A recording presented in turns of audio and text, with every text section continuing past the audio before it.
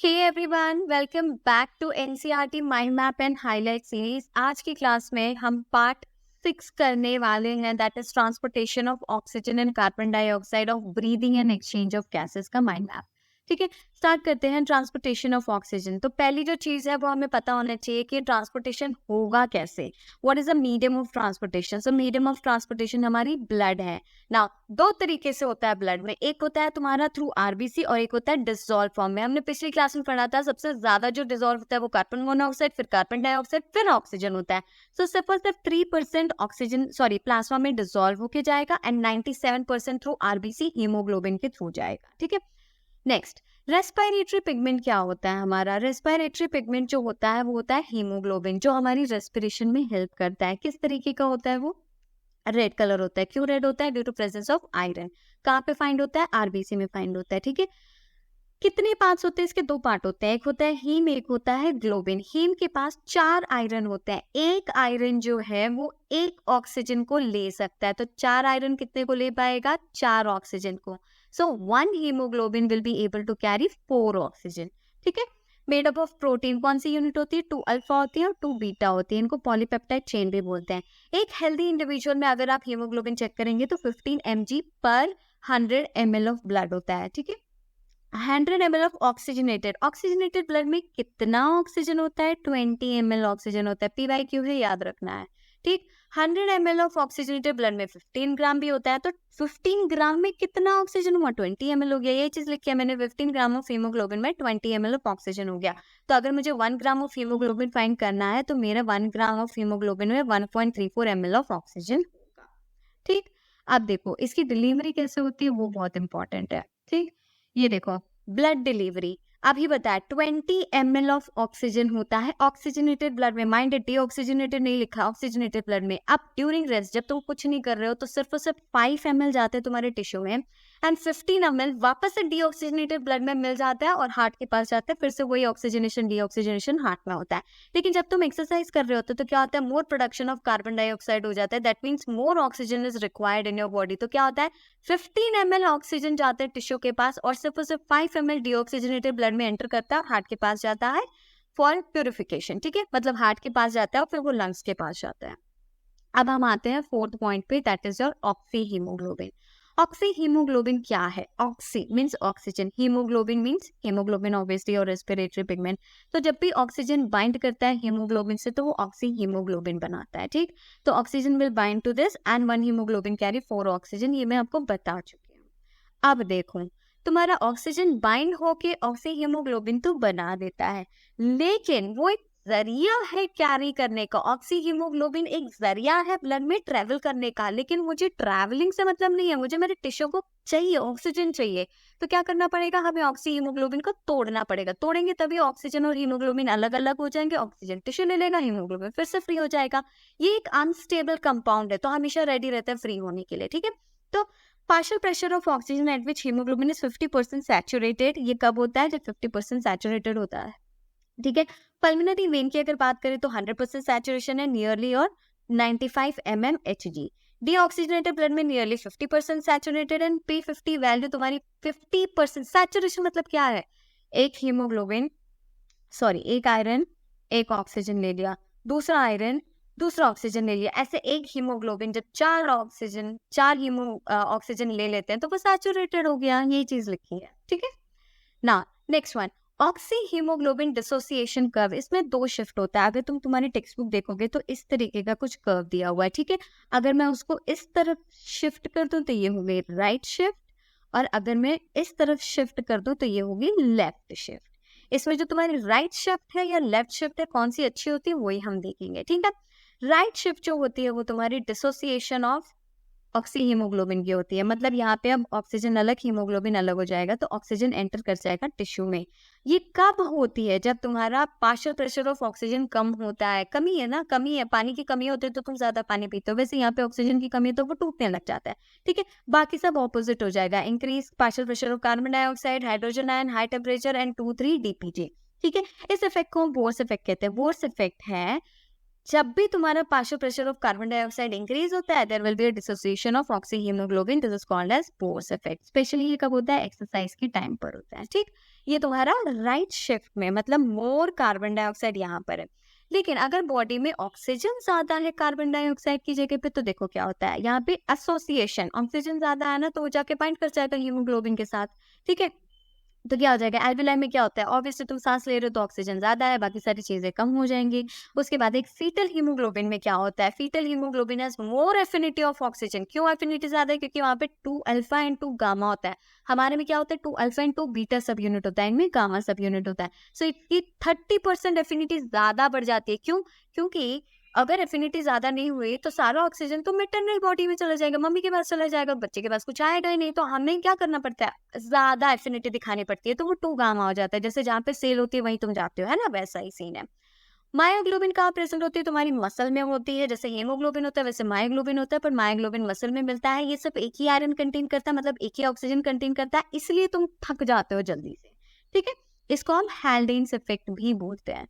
This was all about the transportation of oxygen. एक और point है जो तुम्हें ये पता होना चाहिए कि 4 oxygen will bind to 1 haemoglobin and association of haemoglobin, ये P/Q है, याद होना चाहिए।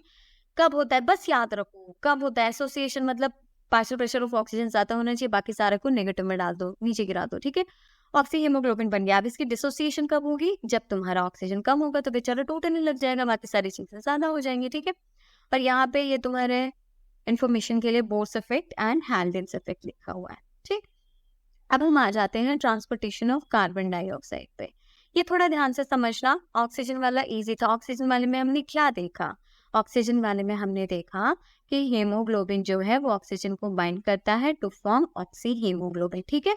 जब भी ऑक्सीजन ज्यादा होगा, पार्शियल प्रेशर ऑफ ऑक्सीजन ज्यादा होगा, तो ये बनेगा। जब भी पार्शियल प्रेशर ऑफ ऑक्सीजन कम होगा, तो क्या हो जाएगा, हीमोग्लोबिन एंड ऑक्सीजन अलग अलग हो जाएंगे, डिसोसिएशन हो जाएगा। तभी ऑक्सीजन कहाँ चला जाएगा, टिश्यू में चला जाएगा, ठीक है। ये चीज हमने ट्रांसपोर्टेशन ऑफ ऑक्सीजन में देखी। अब हम देखेंगे transportation of carbon dioxide. Medium क्या है? वापस से ब्लड ही मीडियम है, ठीक है। डिलीवरी कैसे होती है? 100 ml of deoxygenated carbon dioxide है ना, तो मैं ऑक्सीजनेटेड नहीं लिखूंगी, डीऑक्सीजनेटेड लिखूंगी। कितना है? सिर्फ 4 ml। P/Q है, याद रखना, ठीक है। ऑक्सीजनेटेड ब्लड में हमने कितना देखा था? 20 ml देखा था, जिससे सिर्फ और सिर्फ 5 ml रेस्टिंग स्टेज में जाता है। यहाँ पे कोई रेस्टिंग स्टेज एक्सरसाइज नहीं दी हुई है, सिर्फ इतना लिखा हुआ है 4 ml जाता है, ठीक है। ये याद होना चाहिए आपको।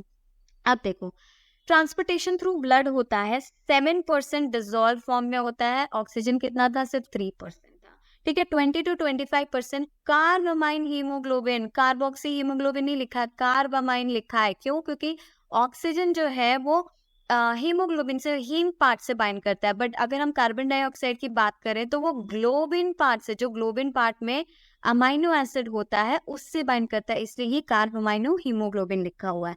So carbon dioxide will bind to the globin part and globin part has amino acid. 70% as bicarbonate, very important। और ये bicarbonate भी थ्रू प्लाज्मा होता है, ठीक है। तो तुम्हारा प्लाज्मा से 7% भी होता है एंड बाइकार्बोनेट भी प्लाज्मा के थ्रू होता है। तो ये 3 तरीके हम पढ़ने वाले हैं। सबसे पहले हम इजी वाला देख लेते हैं, 7%। तो सबसे पहला हमारा है ट्रांसपोर्टेशन थ्रू प्लाज्मा। कैसा होता है? 7% ऑफ कार्बन डाइऑक्साइड यहाँ पे तुम्हारा टिश्यू हुआ, ठीक है, और ये तुम्हारा आरबीसी हो गया, और ये तुम्हारा प्लाज्मा हो गया, ठीक है। 7% ऑफ कार्बन डाइऑक्साइड प्लाज्मा में आया, प्लाज्मा से एल्वेलाई में गया, एल्वेलाई से बाहर फेंक दिया जाएगा, ठीक है। क्यों? क्योंकि वहां पे पार्शियल प्रेशर कम है कार्बन डाइऑक्साइड की, ठीक। अब सेकंड तरीके पे आते हैं, वो है तुम्हारा transportation through RBC as carbamino haemoglobin. तो कितना एग्जैक्टली अगर हम देखें तो 23% होता है, बट टेक्स्ट बुक में 20 to 25% दिया हुआ है। 23% कार्बन डाइऑक्साइड आरबीसी में एंटर करता है, ठीक। देखो, टिश्यू से 23% आरबीसी में एंटर कर रहा है। अब वहां पे क्या होता है, आरबीसी में ऑक्सीजन कम होती है और कार्बन डाइऑक्साइड की लेवल ज्यादा होती है, तो क्या हो जाएगा, ऑक्सी हीमोग्लोबिन अनस्टेबल कंपाउंड है, वो ब्रेक हो जाएगा, तो ऑक्सीजन अलग हो जाएगा, हीमोग्लोबिन अलग हो जाएगा। ये हीमोग्लोबिन से तुम्हारा कार्बन डाइऑक्साइड जो आया है अभी टिश्यू से, वो बाइंड कर जाएगा, ठीक है। और यहाँ पे जो ऑक्सीजन फ्री हुआ है, ये कहाँ चला जाएगा, ये टिश्यू को चला जाएगा, ठीक है। इस इफेक्ट को हम बोर्स इफेक्ट भी बोलते हैं, ठीक। अब देखो यहाँ पे पूरा पढ़ लेते हैं। कार्बन डाइऑक्साइड बाइंड किया हीमोग्लोबिन से टू फॉर्म कार्बामाइनो हीमोग्लोबिन। कहाँ जा रहा है? एल्वेलाई में जा रहा है। वहां पे क्या होती है? पार्शियल प्रेशर ऑक्सीजन की ज्यादा होती है, कार्बन डाइऑक्साइड की कम होती है। ठीक है, उसकी वजह से क्या हो जाता है? Dissociation of carbamino. अब अलग अलग हो जाएगा, कार्बन डाइऑक्साइड अलग हो जाएगा, हीमोग्लोबिन अलग हो जाएगा। हीमोग्लोबिन से हम ऑक्सीजन बाइंड कर जाएगा ऑक्सी हीमोग्लोबिन फॉर्म करने के लिए, और कार्बन डाइऑक्साइड तुम्हारा बाहर फेंक दिया जाएगा। ठीक है, this was the second form. Third जो है वो जो बहुत इंपॉर्टेंट है, थोड़ा सा कंफ्यूजन लगता है इसमें, वो है ट्रांसपोर्टेशन थ्रू आरबीसी। एक बार इधर देख लो, समझ जाओगे तो इजी पड़ेगा। ठीक है, ये हो गया टिश्यू तुम्हारा, ये हो गया आरबीसी। काम जो नहीं कर रहा है यार, एक सेकेंड। आरबीसी हो गया। ठीक है, ये आरबीसी हो गया और ये प्लाज्मा हो गया। तो ये जो 70% जो कार्बन डाइऑक्साइड है वो क्या करेगा? तुम्हारा एंटर करेगा प्लाज्मा में, प्लाज्मा से एंटर करेगा 70% लिख देते हैं यहाँ पे, एंटर करेगा आरबीसी में। तो कार्बन डाइऑक्साइड और आरबीसी में जो पानी है और इसके पास एसिड होता है, सॉरी एंजाइम होता है कार्बोक्सी एनहाइड्रेज, उसकी प्रेजेंस में ये क्या बनाएगा? H2CO3 that is carbonic acid बनाएगा। ठीक है, कार्बोनिक एसिड से वो ब्रेक होके HCO3 बनेगा ना, HCO3 that is bicarbonate ion plus hydrogen ion, ये बन गया। अब देखो क्या होता है, बाइकार्बोनेट आयन वापस से प्लाज्मा में जाता है। ठीक है, हाइड्रोजन आयन क्या होता है? यहाँ पे जो डिसोसिएशन हुआ था ना तुम्हारा हीमोग्लोबिन और ऑक्सीजन का, जिसकी वजह से क्या होता है? हीमोग्लोबिन अलग हो गया था और ऑक्सीजन बन गया था। ये ऑक्सीजन कहाँ चला गया? तुम्हारा टिश्यू में चला गया। ये हीमोग्लोबिन तो फ्री हो गई, तो ये वाला हाइड्रोजन जो है वो हीमोग्लोबिन को बाइंड कर जाएगा और बनेगा HHB बनेगा। ठीक है, अब यहाँ पे जो बाइकार्बोनेट बाहर आ गया, यहाँ पे आ गया, तो प्लाज्मा में क्या होता है तुम्हारा? प्लाज्मा में तुम्हारा NaCl होता है, NKCl होता है, जिनका ब्रेकअप हो जाता है तो वो बन जाते हैं Na plus Cl minus, K plus Cl minus. अब ये अलग अलग हो गए हैं। ठीक है, तो ये HCO3 माइनस फायदा उठाता है, क्या करता है? बाइंड कर जाता है किसके साथ? सोडियम के साथ एंड पोटेशियम के साथ, और क्या बन जाता है? सोडियम बाइकार्बोनेट, पोटेशियम बाइकार्बोनेट, जिससे वो प्लाज्मा के थ्रू ट्रैवल करता है। ठीक, ये सारी चीजें कहाँ हो रही है? तुम्हारी आरबीसी में हो रही है और प्लाज्मा में हो रही है। ठीक है, अब क्योंकि बाइकार्बोनेट आयन बाहर आ गया है तो नेगेटिव आयन कम हो गया यहाँ पे, तो जो क्लोराइड प्रेजेंट होता है, क्लोराइड आयन प्रेजेंट होता है प्लाज्मा में, वो अंदर एंट्री कर देगा, जिसको हम क्लोराइड शिफ्ट बोलते हैं। क्या इतना समझ आया? इसको हम क्लोराइड शिफ्ट बोलते हैं। यही पूरी चीज मैंने यहाँ पे लिखी हुई है। देखो यहाँ पे कार्बन डाइऑक्साइड एल्विलाई से क्या करता है? एंटर करता है आरबीसी में। आरबीसी में वो क्या करेगा? आरबीसी में जाके वो बाइंड कर जाएगा वाटर से। ठीक है, किसके थ्रू? कार्बोनिक अनहाइड्रेज, हाँ ये रहा, कार्बोनिक अनहाइड्रेज एंजाइम के थ्रू। ठीक है, बाइंड करके क्या बनाएगा? Finally bicarbonate and hydrogen ion बनाएगा। ठीक, बाइकार्बोनेट कहाँ जाएगा? आरबीसी से बाहर जाएगा, प्लाज्मा में एंटर करेगा। प्लाज्मा में NaCl एंड KCl है, उनका ब्रेकअप हो जाता है, तो क्या करता है? बाइकार्बोनेट सोडियम से बाइंड करता है, फॉर्म करता है sodium bicarbonate, and bicarbonate potassium से बाइंड करता है टू फॉर्म पोटेशियम बाइकार्बोनेट, और इसी थ्रू में वो एल्विलाई के पास जाएगा। ठीक है, नेगेटिव चार्ज डिक्रीज हो गया आरबीसी में, तो क्या हुआ? Chloride ion from plasma it will enter into RBC to balance the charge, और इसको हम क्लोराइड शिफ्ट या हैमबर्गर फिनोमिनन भी बोलते हैं। हाइड्रोजन आयन जो अंदर था वो किससे बाइंड कर दिया? हीमोग्लोबिन से बाइंड कर दिया और फॉर्म कर दिया HHB, और इसी तरीके से वो भी एल्विलाई में जाता है और वहां पे डिसोसिएट हो जाता है। क्यों? क्योंकि पार्शियल प्रेशर ऑफ ऑक्सीजन ज्यादा होता है वहां पे। ठीक है, फिर अलग हो जाएगा तो हीमोग्लोबिन ऑक्सीजन को बाइंड कर जाएगा। तो यहाँ पे क्या होता है? अगर हम कार्बोनिक अनहाइड्रेज की बात करें तो वो सबसे ज्यादा आरबीसी में प्रेजेंट होता है, also in little amount it is present in the plasma. तो ये तीन तरीके हैं ट्रांसपोर्टेशन ऑफ कार्बन डाइऑक्साइड की। पहला क्या है? थ्रू प्लाज्मा, दूसरा क्या है? थ्रू कार्बोमाइनो हीमोग्लोबिन, तीसरा क्या है? Through bicarbonate. ठीक है, अब बन तो गया, ट्रांसपोर्टेशन तो हो गई, लेकिन लोडिंग अनलोडिंग कैसे होती है वो देख लेते हैं। अब अनलोडिंग कैसी होती है ऑक्सीजन की वो देखते हैं। ठीक है, तो हीमोग्लोबिन क्या है तुम्हारा? ऑक्सी हीमोग्लोबिन बाइंड कर जाएगा, कार्बन डाइऑक्साइड आएगा यहाँ पे, क्यों? Partial pressure of carbon dioxide ज्यादा है, तो वो क्या कर देगा? इसको तोड़ देगा। तोड़ देगा तो क्या हो जाएगा? हीमोग्लोबिन फ्री हो जाएगा, वो बाइंड कर जाएगा कार्बन डाइऑक्साइड के पास। ठीक है, तो उसके बाद क्या हो जाता है? ऑक्सीजन फ्री बचता है। ये ऑक्सीजन कहाँ चला जाएगा? तुम्हारे टिश्यू के अंदर चला जाएगा। ऑल्सो जब ऑक्सी हीमोग्लोबिन टूटेगा तो वो हाइड्रोजन जो बना हुआ था बाइकार्बोनेट से उसके साथ भी मैच कर जाएगा, तो क्या हो जाता है यहाँ पे? हीमोग्लोबिन बाइंड हो जाता है हाइड्रोजन आयन के साथ और यहाँ पे फ्री हो जाता है ऑक्सीजन, ये भी कहाँ जाता है, टिश्यू में जाता है। तो ये हुई तुम्हारी unloading of oxygen in the tissue. Unloading of carbon dioxide कैसे होती है वो देख लेते हैं। इधर देखो, अब कार्बामिनो हीमोग्लोबिन जो बना हुआ था वो ऑक्सीजन के साथ बाइंड कर जाता है, उसकी वजह से क्या होता है कि ऑक्सी हीमोग्लोबिन बन जाती है, कार्बन डाइऑक्साइड फ्री हो जाता है। This carbon dioxide will enter into haemoglobin, chloride ion will move out of the RBC. अभी वो अंदर गया था, ठीक है, इसे भी देख लेते हैं। उल्टा है, सीधा उल्टा है। क्लोराइड आयन क्या हुआ था, अंदर गया था, ठीक है। अब इसमें क्या करेगा, एल्विलाई के पास में क्लोराइड आयन बाहर जाएगा। HCO3 बाहर गया था, यही पढ़ा था हमने। अब HCO3 अंदर जाएगा, एल्विलाई में उल्टा होता है, ठीक है। Bicarbonate and hydrogen ion carbonic acid forms carbonic acid, उल्टी रिएक्शन डाल दो, ठीक है, उल्टी रिएक्शन डाल दो।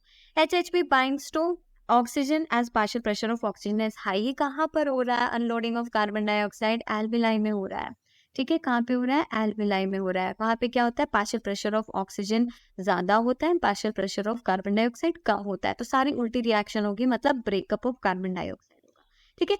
ये सब तुम्हारा हो गया ट्रांसपोर्टेशन ऑफ कार्बन डाइऑक्साइड के बारे में। So that's all we have in today's class. Next class में हम मिलेंगे अगले पार्ट के साथ, आई थिंक वो फाइनल पार्ट होगा। सो मिलते हैं नेक्स्ट क्लास में, बाय बाय।